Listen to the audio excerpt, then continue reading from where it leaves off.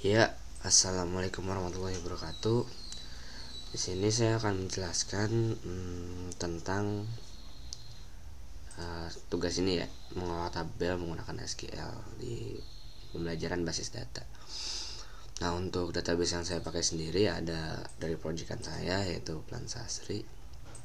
Langsung aja kita ke ininya, database-nya. Nah, ini kan ada tabel-tabel nih. Kebetulan di sini saya menggunakan MySQL sebagai database-nya atau DBMS-nya ya.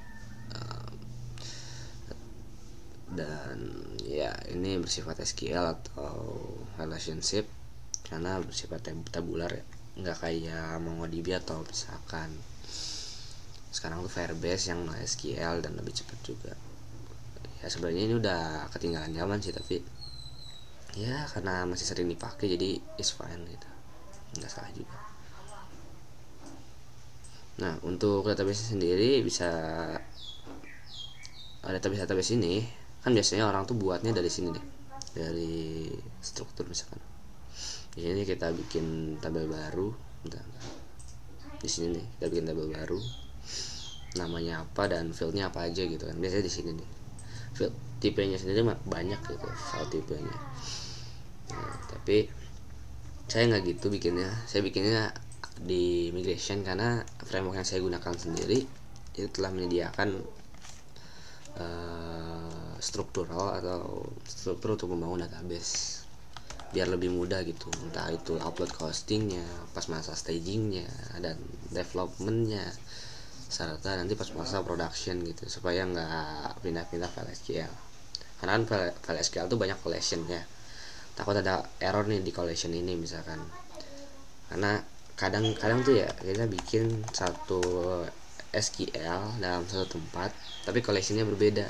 Kayak misalkan yang satu Unicode 9100 misalkan, yang satu lagi UTF-8 apa gitu. Ya kadang seperti gitu, dan itu yang menyebabkan error gitu. Makanya saya di sini lebih memilih untuk membuat migration database mana database terlalu database. Nah, seperti ini tampilan dari migration. Sebenarnya framework lain seperti Django ya dan Laravel ini pula udah punya migration ini, dan ini ngemudahin sih sebenarnya. Sama seperti ngebuat structural table di PHP admin, cuman bedanya pakai codingan ini mah. Nanti tinggal di migrate dan seterusnya gitu. Sepertinya lah. Ya, ada seperti ini. Nah, untuk mengisi database-nya sendiri, nah ya kan di sini ada banyak nih. Untuk ngasih benang atau misalkan nge-relationshipin, kita bikin gini, unsignnya bikin integer dan ngasih origin ke kolomnya biar dia mau origin kemana gitu, dia mau relasi kemana. Nah, dengan syarat si origin ini, si key siapa namanya, table yang dijadiin induk atau table jadi parent itu harus di atas dia, nggak bisa tuh di bawah dia. Nanti bakal jadi error karena migrationnya bakal dikerjain secara bertahap gitu ya. Dan ya sama seperti membuat di admin sih. Nah, untuk isinya sendiri kebetulan saya nggak bikin di sini karena kosongan ini ya. Ada saya bikin di pada ada di project lain. Bentar. Gimana? Taruh. Seperti yang sini sih.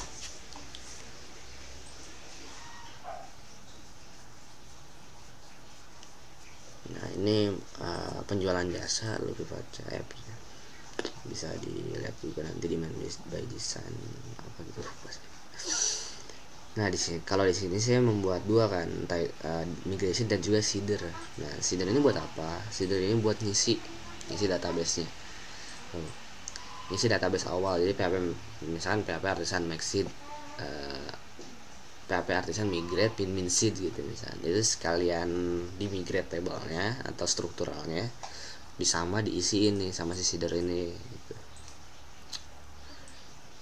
gitu sih sebenarnya, simple pemakaian pembuatan database yang saya pakai gitu, daripada harus bikin di sini agak ribet juga gitu, karena ya collectionnya banyak gitu, nggak cuma satu.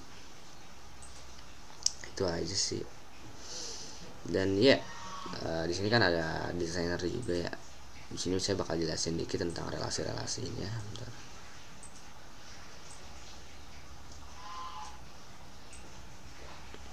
Dan juga query-query simple supaya buat ngambilnya aja sih.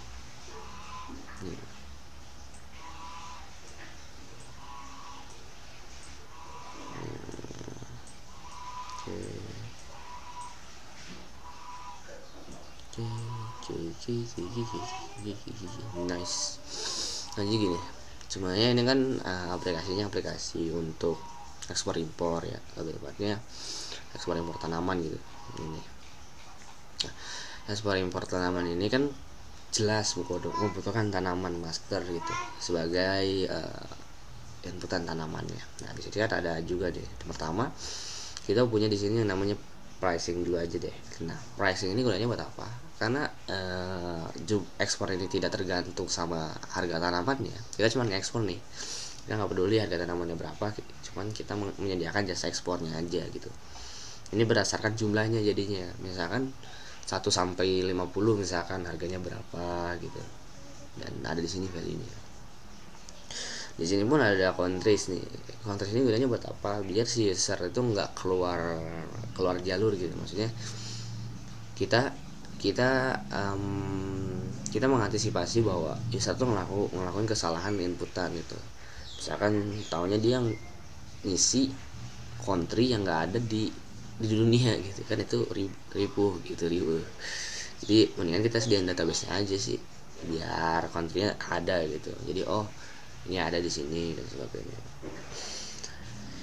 Terus di sini ada notification ini jelas ya, detail message for. Nah, kita ini judul, message-nya apa, for ini buat siapa. Tapi untuk notification sendiri saya nggak relationin karena kenapa ya? Awalnya direlationin sih, cuman nggak tahu karena saya buatnya mendadak mungkin jadi nggak ada benang. Nah dan yang paling penting di sini ada pengajuan ini cukup banyak fieldnya. Nah, di sini ada user ID, pengajuan ID, negara tujuan, nama penerima, pokoknya pengajuan data lah gitu. Ya. Terus dan jangan lupa ya, kalau misalkan Anda memakai yang tadi mau memakai migration tadi, created dan updatednya tuh udah ada gitu, include juga gitu. Misalkan Anda cuma mengisi nama misalnya, nanti ada tuh created sama updated-nya karena ada di timestamp bawahnya nih di sini nih. Nah, udah sepaket lah. Lanjut, di sini ada pengajuan juga. Nah, alurnya itu begini. Jadi user membuat pengajuan ya. Setiap pengajuan ini kan di sini nih user nih, ada user ID ngebenang ke sini nih. Berarti user ID ini nge-forwardin ke tabel users ya. Nah setiap pengajuan dia bisa punya banyak sub pengajuan. Nah di sini ada pengajuan ID nih, di sub pengajuan misal ada sub pengajuan yang tanaman ID-nya. Nah tanaman ID ini juga origin nih ke si tanaman. Mana tanaman? Nah ini tanaman. Nah misalkan tanaman ID-nya 1, terus ada lagi tuh sub pengajuan tanaman ID-nya 2, tanaman ID-nya 3, tapi pengajuan ID-nya 1 tetap sama gitu. Nah dia berarti satu pengajuan punya 3 tanaman gitu dan sebagainya. Untuk relasinya mungkin gitu aja sih, nggak terlalu ribet juga karena memang belum kompleks ini datanya. Karena kalau kompleks juga saya nggak bakal pakai MySQL gitu. Saya biasa pakainya itu Mongo. Saya pakai Mongo atau PGadmin atau PGSQL gitu, Postgre. Tapi sebenarnya buat interface-nya sendiri atau relationship database-nya enak MySQL sih, serius. Nah, ya saya juga sekalian mau ngasih tahu bahwa sebenarnya yang katanya sama PGadmin kan hampir sama tuh ya sama MySQL, karena ada PG Loader juga. PG Loader tuh adalah sebuah service buat mindahin dari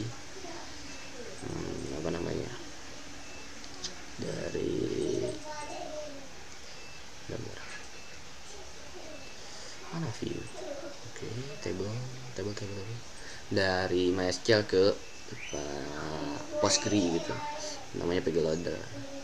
Jadi sebenarnya nggak segampang itu sih, karena ada perbedaan juga ternyata. Kayak misalkan si PGSQL ini nggak bisa pakai apa ya namanya, sum itu apa sih, kalau misalkan kayak sum, kayak count kayak gitu apa ya namanya, aggregate function dengan group by, dia nggak bisa gitu.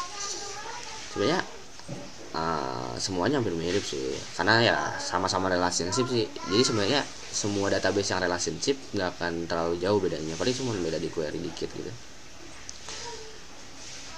sama sih gitu. Nah cuman bedanya di sini ada yang namanya sequence nih. Sequence ini gunanya buat nyimpen apa, buat nyimpen AI atau ini apa, key. Kalau ini kan key-nya itu nyambung sama tabelnya dan gak dipisahin sama tabel lain. Kalau di sini ada sequence namanya. Nah jadi kalau kita sembarangan apa, jadi sequence ID itu nggak boleh dua gitu.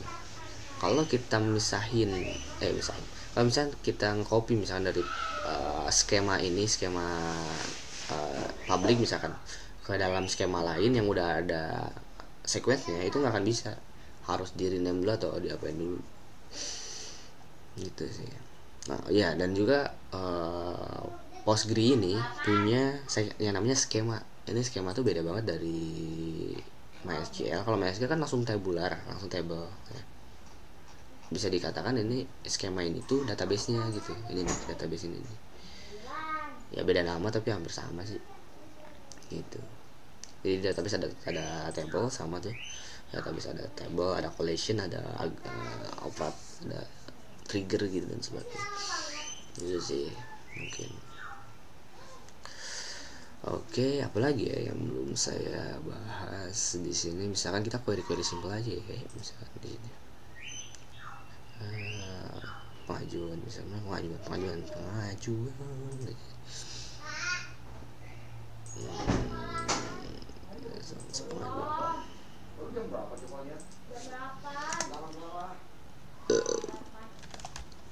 Ya sebenarnya gitu aja sih. Biasanya saya makanya paling select bintang, grup by gitu.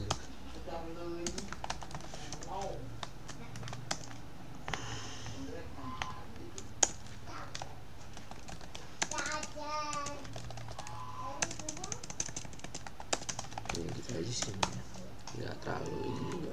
Jadi di sini aku ngegrup pengajuan yang tersedia dalam pengajuan ini yang dipakai gitu.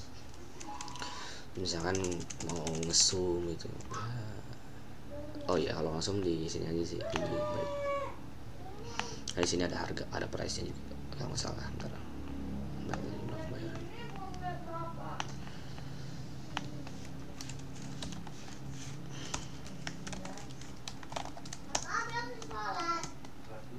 Nah, ini ya. Gitu-gitu sih. Itu misalkan mau join itu. Kalau join saya agak lupa juga sih, enak sih.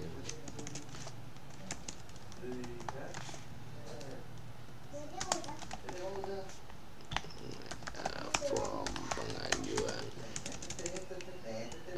Salah benar.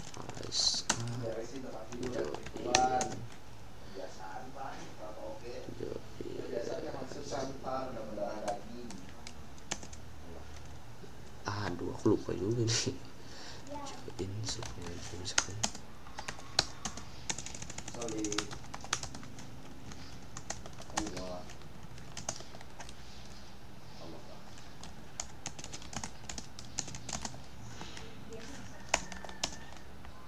Nah gitu. Ternyata masih inget juga ya guys ya. Mana teh? Nah di sini kan ada tuh. Mana tambahannya, bentar. Salah. Harusnya di sini bukan A dot bintang. Ini tambahin B dot bintang. Nice. Nah ini kan nyambung tuh. Ya. Ini ada pengajuan ID, ada user ID, varietasnya dan sebagainya. Itu sih. Nah, gitu. Setelah query simple yang biasanya kan pakai alter table dan sebagainya juga. Oke. Selain PHP admin, saya juga biasanya pakai CLI. Nah, di CLI sini misalkan ini. Nah, kadang di VPS sendiri kan agak susah tuh buat setup PHP admin, harus copy sana sini dan kadang nggak jalan juga dan sebagainya gitu. Kadang package-nya di mana gitu, misalkan di etc apa gitu. Tahunya dia nggak panggil di Apache config-nya. Jadi harus di enable apanya gitu, mau to write-nya misalkan. Jadi kan agak susah juga tuh. Jadi sebelum saya install PHP admin, harus database-nya harus sudah ada dulu biar aplikasinya jalan dulu. Yang penting caranya adalah saya pakai CLI sih. Gini aja sih, simple. Dan di sini kita full pakai query, nggak pakai interface apapun. Misalkan use Redis, misalkan use Planteria, use, nah, langsung select aja ya, select tentang